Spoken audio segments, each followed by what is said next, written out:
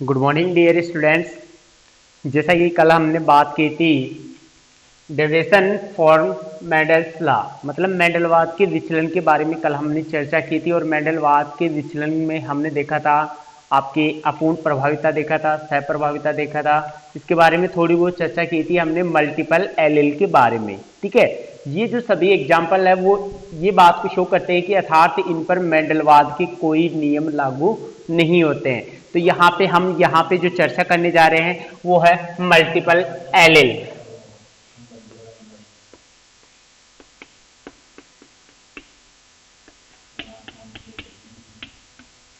Multiple allele का मतलब होता है युग्म विकल्पी।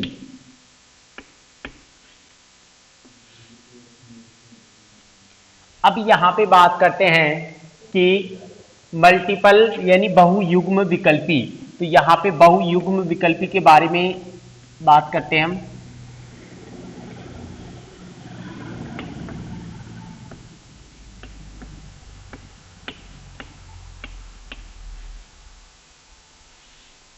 अब देखो, जैसा कि आपने पढ़ा है कि मेंडल के नियमानुसार कि सामान्यतः एक जीन के दो ही युग्म विकल्प मौजूद होते हैं, लेकिन यहाँ पे हम बात करते हैं कि कुछ ऐसे जीव भी होते हैं जिनमें कुछ ऐसे जीन भी होते हैं जिनके दो से अधिक युग्म विकल्प मौजूद होते हैं। तो उनके बारे में यहाँ पे हम चर्चा करते हैं। तो यहाँ पे जो मल्टीपल युग्म विकल्प बहुयुग्म विकल्पी का जो एग्जाम्पल है वो है आपके ह्यूमन ब्लड ग्रुप।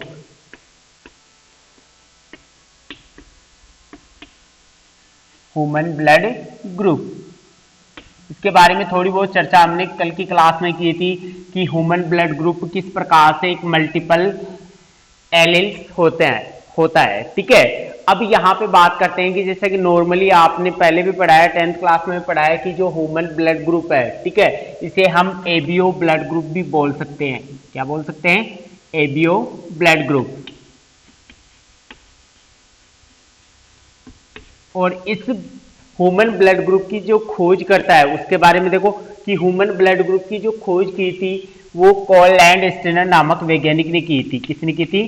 कॉललैंड स्टीनर नामक वैज्ञानिक ने ह्यूमन ब्लड ग्रुप की खोज की थी। इन्होंने जब मानव के रक्त की संरचना का अध्ययन किया तो इन्होंने पाया कि रक्त में जो कणिकाएं और प्लाज्मा होती है उनके अतिरिक्त भी क्या होती है, कुछ विशेष प्रकार की प्रोटीन पाई जाती है। और उस विशेष प्रकार की प्रोटीन को इन्होंने क्या कहा? एंटीजन कहा। क्या कहा? एंटीजन।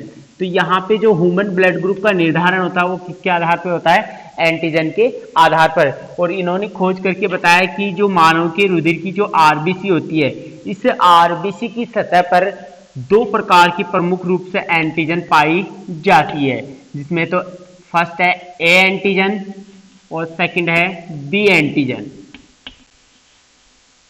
कॉललैंड स्टीनर ने रक्त की संरचना का अध्ययन करके और आरबीसी की सतह पर देखा कि विशेष प्रकार की प्रोटीन ए एंटीजन और बी एंटीजन को पाया।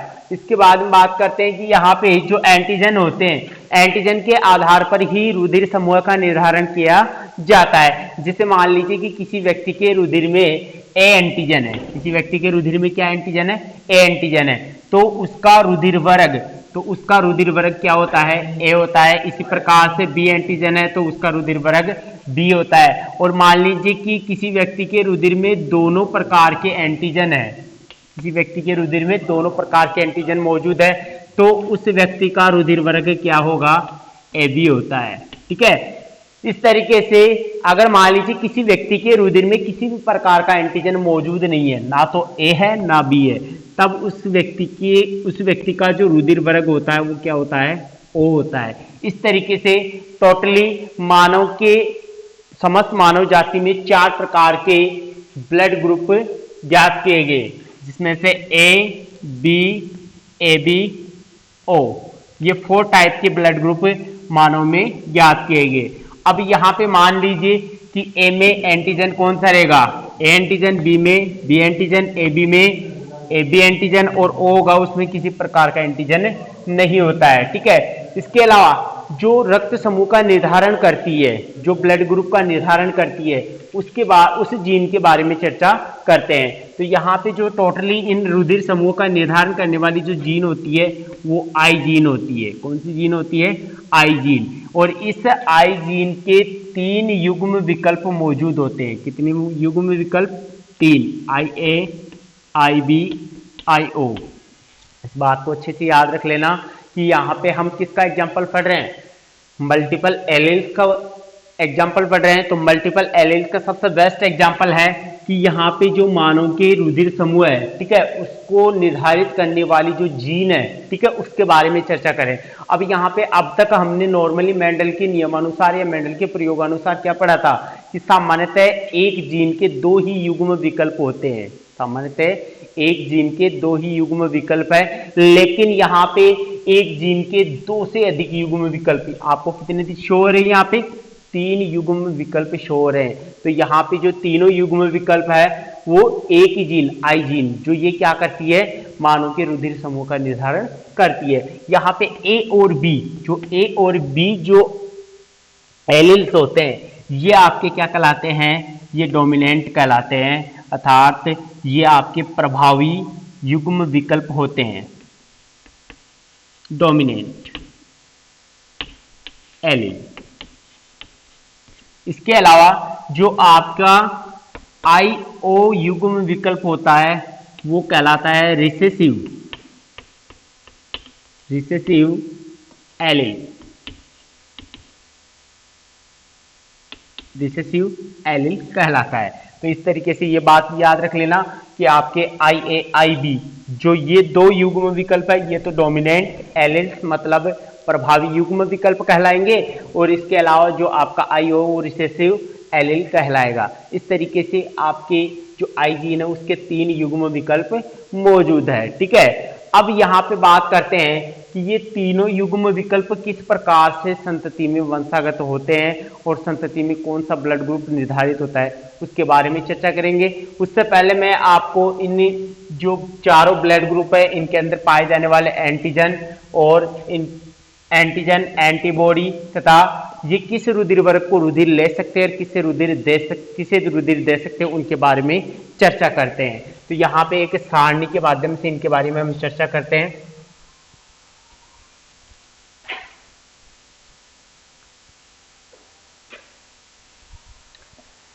देखो अच्छे से देखो इधर,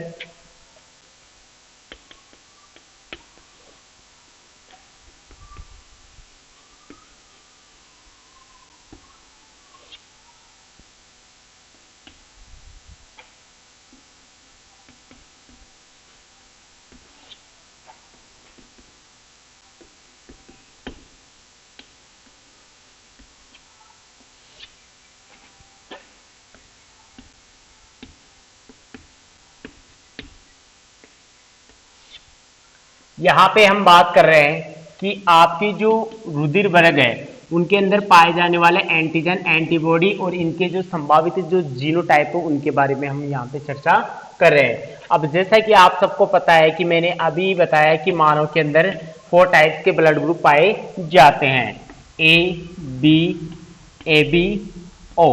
ये 4 प्रकार के रुधिर समूह है। तो जिस व्यक्ति के रुधिर में A एंटीजन होता है उसका ब्लड ग्रुप A होता है, और जिसमें B एंटीजन होता है उसका B, और जिसमें AB होता है उसका ब्लड ग्रुप AB, और जिसमें मान लीजिए किसी प्रकार का एंटीजन नहीं है, एंटीजन एब्सेंट है, ठीक है, उसका ब्लड ग्रुप क्या रहेगा? यहाँ पे O रहेगा।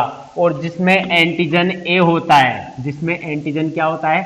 A, उसमें एंटीबॉडी B पाया जाएगा। एक बात याद रख लेना कि हमेशा जो एंटीजन होते हैं उनके विपरीत क्या पाई जाती है? एंटीबॉडी पाई जाती है। तो यहाँ पे A एंटीजन के लिए B और B एंटीजन के लिए A और AB, जिस व्यक्ति के रुधिर में जब मान लीजिए AB एंटीजन मौजूद है तो उस व्यक्ति के रुधिर में किसी भी प्रकार की एंटीबॉडी नहीं पाई जाती है, अर्थात तो उसमें एंटीबॉडी एब्सेंट होती है, और जिसमें मान लीजिए एंटीजन अनुपस्थित है उसमें एंटीबॉडी AB पाई जाती है। अब बात करते हैं इनके संभावित जीनोटाइप के बारे में। यहाँ पे देखो संभावित जीनोटाइप लगभग यहाँ पे मानव के रुधिर के 6 प्रकार के जीनोटाइप बनते हैं। कितने प्रकार के? 6 प्रकार के 6 टाइप जीनोटाइप यहाँ पे क्रिएट होते हैं। अब यहाँ पे 6 प्रकार के, सबसे पहले बात करते हैं जो ब्लड ग्रुप ए है। तो ए ब्लड ग्रुप के लिए जो जीनोटाइप रहेगा IA-IO, IA-IA। ये 2 प्रकार की जीनोटाइप किस ब्लड ग्रुप के लिए उत्तरदायी होते हैं? ए ब्लड ग्रुप के लिए। इसी तरीके से जो बी ब्लड ग्रुप होता है उसके लिए IB-IO या फिर IB-IB, ठीक है। इसी तरीके आपका AB होता है, उसके लिए AB के लिए एक ही प्रकार का जीनोटाइप IA-IB, और लास्ट में जो आपका O ब्लड ग्रुप है उसके लिए IO-IO, ठीक है। तो इस तरीके से 6 टाइप के जीनोटाइप्स यहाँ पे ब्लड ग्रुप के लिए पाए जाते हैं, ठीक है। अब यहाँ पे अच्छे से याद रख लेना, ए ब्लड ग्रुप के लिए 2 प्रकार की जीनोटाइप हो सकते हैं, IA-IO या फिर IA-IA। बी के लिए 2 प्रकार के हो सकते हैं, IB-IO, IB-IB, और आपके लिए AB के लिए एक ही प्रकार का जीनोटाइप है, और आपके लास्ट में जो O ब्लड ग्रुप है उसके लिए IO-IO प्रकार का ब्लड ग्रुप होता है, ठीक है। अब यहाँ पे चर्चा करते हैं कि क्वेश्चन किस प्रकार के आ सकते हैं। देखो कई प्रकार के कंपटीशन, जैसे कि आपके नीट में ये सबसे इंपॉर्टेंट क्वेश्चन यहीं से बनते हैं कि जैसे मान लीजिए कि आपको क्वेश्चन दिया जाता है कि फादर ब्लड ग्रुप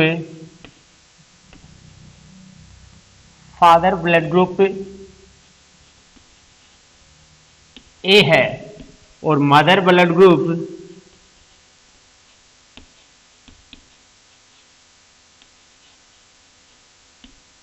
बी, तो इनसे उत्पन्न होने वाली संततियों में संभावित रुधिर समूह क्या हो सकते हैं।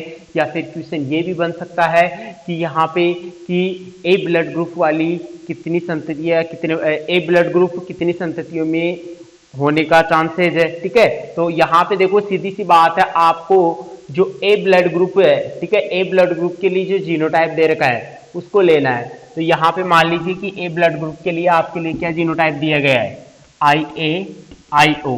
नॉर्मली आपको यही जीनोटाइप लेना है। अगर क्वेश्चन में ये दिया जाए कि ए ब्लड ग्रुप का जीनोटाइप आपको क्या लेना है, IA-IA, तब आप ये लेकर के उनके मध्य क्रॉस करवाना है।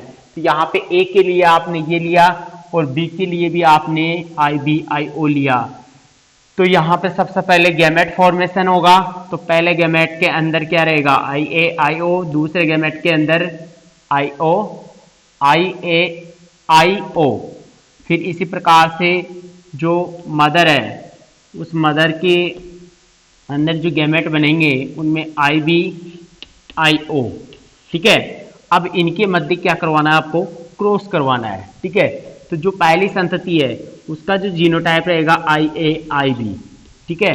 इसी प्रकार से जो पहला फादर का या मेल का जो पहला गैमेट है उसका फीमेल के दूसरे गैमेट के साथ में क्रॉस करवाओगे, तब संतति में IA-IO प्रकार का जीनोटाइप प्राप्त होगा। इसी प्रकार से थर्ड जो मेल का जो सेकंड गैमेट है उसका फीमेल के फर्स्ट गैमेट से क्या करवाओगे, क्रॉस करवाओगे, तब आपको संतति में जो ब्लड ग्रुप मिलेगा, जो जीनोटाइप मिलेगा IB-IO, और लास्ट वाली में IO-IO। इस तरीके से आपकी ये जो संततियां प्राप्त होती है उनमें हम देख सकते हैं कि किस प्रकार से ब्लड ग्रुप बनते हैं, ठीक है। देखो यहाँ पे जिसका जीनोटाइप क्या रहता है, IA-IB रहता है, उसका ब्लड ग्रुप क्या है, AB है, ठीक है। इसके अलावा जिस संतति में IA-IO जीनोटाइप रहता है उसका ब्लड ग्रुप क्या रहता है, A रहता है, ठीक है। इसी तरीके से जिस संतति में IB-IO जीनोटाइप रहता है उसका ब्लड ग्रुप क्या रहता है, B रहता है, और जिसमें मान लीजिए IO-IO रहता है उसका ब्लड ग्रुप क्या रहता है, O रहता है। इस तरीके से हम कह सकते हैं कि यदि मान लीजिए कि ए ब्लड ग्रुप वाले फादर का क्रॉस बी ब्लड ग्रुप वाले मदर के साथ में करवाते हैं तो उनसे उत्पन्न जो संततियां होती है उनके अंदर ब्लड ग्रुप की संभावना A, B और O, मतलब लगभग चारों प्रकार के ब्लड ग्रुप बन सकते हैं। दूसरा क्वेश्चन ये भी हो सकता है कि यहाँ पे क्वेश्चन पूछ लिया जाए कि AB ब्लड ग्रुप की जो संभावना वो कितनी है, तो AB की कितनी रहेगी, 25%, ठीक है। तो इस तरीके से क्वेश्चन पुटअप होते हैं। तो यहाँ पे ये आपका जो हमने जो ये ब्लड ग्रुप वाला चैप्टर पढ़ा है, ये आपका मल्टीपल एलील के बारे में था। ठीक है, तो आपको ये जो ब्लड ग्रुप से संबंधित जो टॉपिक है, इससे संबंधित कोई प्रॉब्लम हो तो आप कमेंट बॉक्स में कमेंट कर सकते हैं। लाइक और सब्सक्राइब जरूर करना। धन्यवाद।